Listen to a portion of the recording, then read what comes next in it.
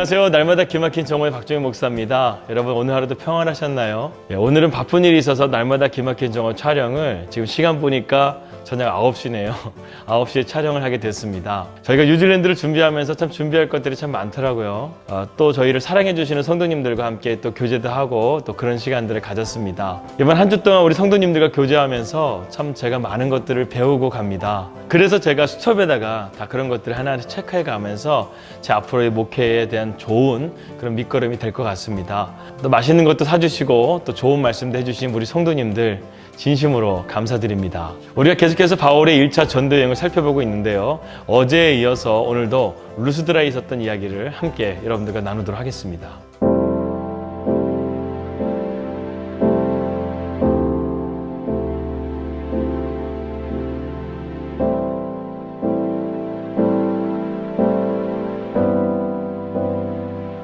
바울이 이고니온에서 복음이 막히자 루스드라로 와가지고 복음을 전하는데 그곳에는 회당이 없었습니다. 그래서 바울이 야외에서 복음을 증거하는데 선천적으로 안전병이었던 환자가 그 말씀을 믿음으로 받는 것을 보고 바울이 일어나 걸어라 할 때에 그 안전병이가 일어나 걷는 놀라운 기적을 경험하게 됩니다.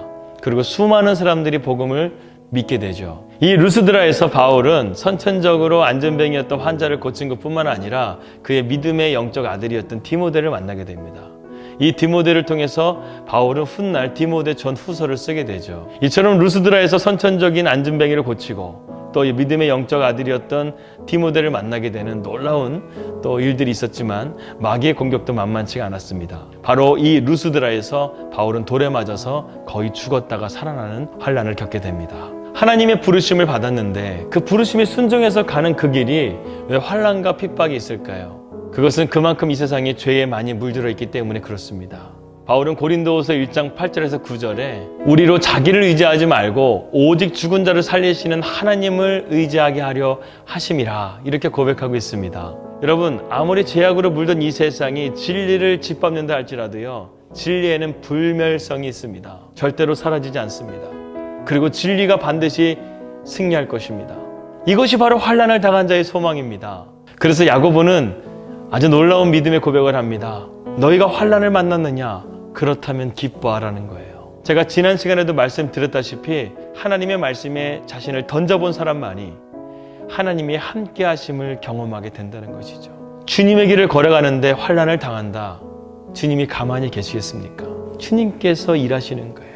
우리는 기도를 통해서 그 문제를 주님께 가져가면 마귀를 패하신 주님께서 그 마귀의 모든 모략과 지략들을 다 패할 거라는 것입니다. 이것이 우리 그리스도인의 참된 승리인 거예요.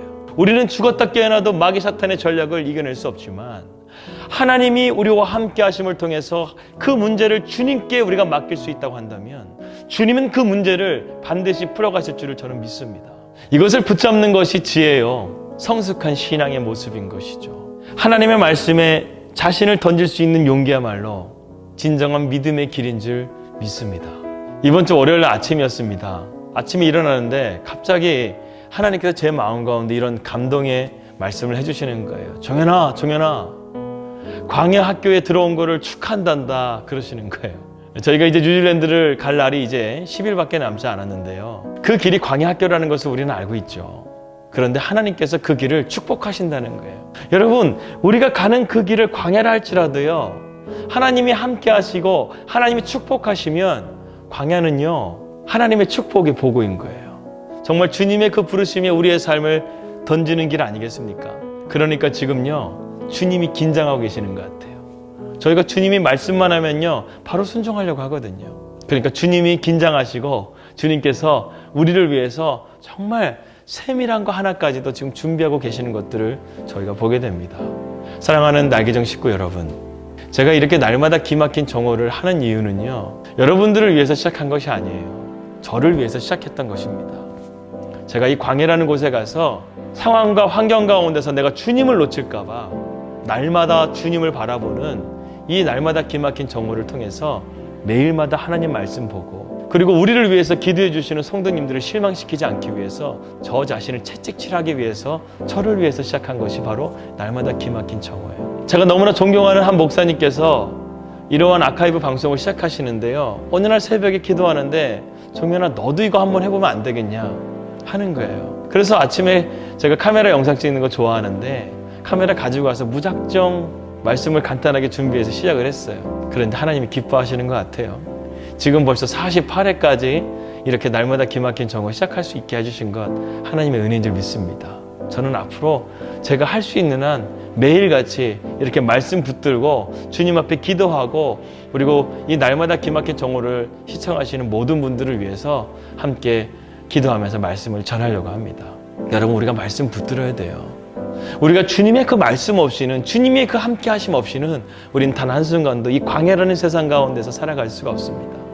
죄로 물든 세상 가운데 살아갈 수 없어요. 바울이 복음을 증거하는 가운데서도 루스드라에서 그가 돌에 맞는 핍박 가운데 있었지만 그리고 심지어는 의식을 잃어서 그가 사람들이 봤었을 때 죽었다고 생각해서 그를 질질 끌어다가 시체 위에다가 던져버렸지만 그러나 하나님께서는 그의 사명이 있기 때문에 그의 생명을 거둬가지 않으시고 그로 하여금 1차 전도여행 그리고 2차, 3차 로마까지 가서 복음을 증거하는 바울의 사명을 완수하도록 주님께서 함께 해주셨습니다. 여러분 제가 가장 좋아하는 말 중에 사명자는 절대 그 사명을 완수하기까지 죽지 않는다. 저는 이 말을 믿습니다. 하나님께서 가증스러운 집안이었던 저희 집안에 구원의 계획을 펼쳐가시고 그리고 저로 하여금 주님의 뜻을 이룰 수 있는 이 부르심의 길을 걸어가게 하는데 제가 왜 그것을 마다하겠습니까? 저는요 목숨을 다하여 주님의 뜻을 위해서 살겠습니다. 그리고 겸손한 종이 되겠습니다.